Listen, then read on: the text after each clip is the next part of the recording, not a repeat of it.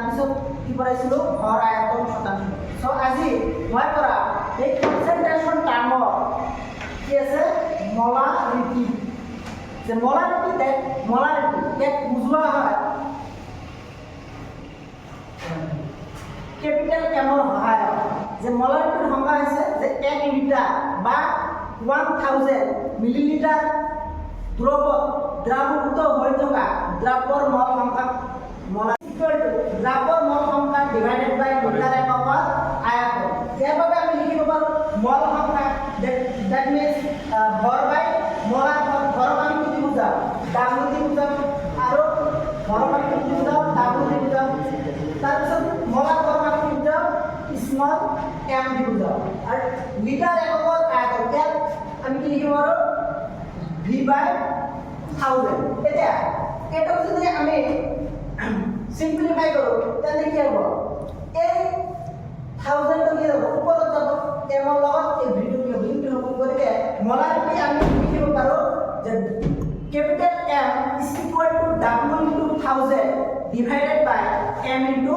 V আমি লিখিব পাৰো ইয়াৰ first year HS first year আমি এটা ফর্মুলা পাইছিলো যে M1 V1 is equal to M2 V2 ইয়াত M1 হৈছে প্ৰাৰম্ভিক মোলাৰিটি M2 হৈছে অন্তিম মোলাৰিটি V1 হৈছে প্ৰাৰম্ভিক আয়তন আৰু V2 হৈছে অন্তিম আয়তন ইয়া এটা লাইন আমাক মনত ৰাখিলে যে মোলাৰিটি হয় বুঝছে ইয়াত আমাৰ সাইডত ৰাগ আকাৰে লিখিছো যে মল হৈছে ভৰ বাই মোলাৰ ভৰ V হৈছে আয়তন মিলিলিটাৰ এককত আয়তন W হৈছে দ্ৰব্যৰ ভৰ স্মল m হৈছে দ্ৰব্যৰ মোলাৰ ভৰ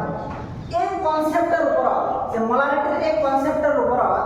যে আমি যেটো ফৰ্মুলা পালো যে molarity capital M is equal to W into 1000 divided by M into V এই ফৰ্মুলাৰ সহায়ত আমি কি কৰিম এটা ম্যাথ কৰিম ইয়াত প্ৰশ্ন দিয়া আছে যে 450 ml দ্ৰৱ 5 গ্ৰাম সোডিয়াম হাইড্ৰোক্সাইড দ্ৰবীভূত হয়ে থাকলে দ্ৰবটোৰ মোলাৰিটি কিমান হ'ব ইয়া কোশ্চেনৰ পৰা আমি ধৰিব লাগিব যে 450 ml দ্ৰৱত যদি কি থাকে 5 গ্ৰাম সোডিয়াম হাইড্ৰোক্সাইড দ্ৰবীভূত হৈ থাকে দ্ৰৱটোৰ কিমান হ'ব মোলাৰিটি কিমান হ'ব ইয়া দ্ৰৱটোত কি দিয়া আছে 500 ml দ্ৰৱত সোডিয়াম হাইড্রোক্সাইড কিমান দিয়া আছে 5 গ্রাম তার মানে ইয়াত কম কোনটো আছে এতিয়া আছে 450 ml এটা আছে 5 গ্রাম যে সোডিয়াম হাইড্ৰোক্সাইডৰ পৰিমাণ কম আছে আমি কি আগত কি পাইছো যে দ্ৰৱ এটা যাৰ পৰিমাণ কম থাকে এটা কি হয় দ্ৰাৱক আৰু দ্ৰৱত যাৰ পৰিমাণ বেছি থাকে তাক কি বুলি কোৱা হয় দ্ৰাৱক গতিকে এতিয়া চোৱা ইয়া 5 গ্রাম কি আছে দ্রাব্য আছে গতিকে এটা তার মান W মান যেহেতু এটা কি যদি এটা গ্রাম দিলা হয় তাহলে আমি দ্রাব্য বলি ধরলাম কিন্তু এটা ml অনুসারে এটা কি দিছে গ্রাম গতিকে এটা কি হয় আয়তন গতিকে V আছে এইটো আছে যে 450 হইছে আগে আয়তন ধরে এটা দ্রব্যটার মোলারিটি কিমান হবে ইয়াত কি কি আছে W মান দিয়া আছে 5 গ্রাম বলি দিছো আয়তন দিয়া আছে 450 ml যেহেতু ইয়া আমার যেতিয়া আমি কি বলি না মল উলিয়া তেতিয়া আমি কি লিখিব ভর বাই মোলার ভর ইয়াত যেহেতু সোডিয়াম হাইড্ৰোক্সাইডৰ কথা কৈছে গতিকে তাৰ আমি মোলার ভর পাম যে Na হৈছে মোলার ভর কিমান সোডিয়াম 23 প্লাস অক্সিজেন টা 16 হাইড্রোজেন টা 1 23 plus 16 plus 1 it will be 40 gram mall inverse যেটা এটা কিনি এতিয়া আমার মোলারিটি যেটা আমার ফর্মুলা ইয়াত আছে capital M is equal to W into 1000 divided by M into V ইয়াৰ হয় কি কৰিছিলো W জায়গাত আমি কি লিখিছো 5 তাৰ পিছত ফৰ্মুলা 1000 M ৰ জায়গাত আমি কি লিখিম 40 আৰু V জায়গাত কি লিখিম হলুদ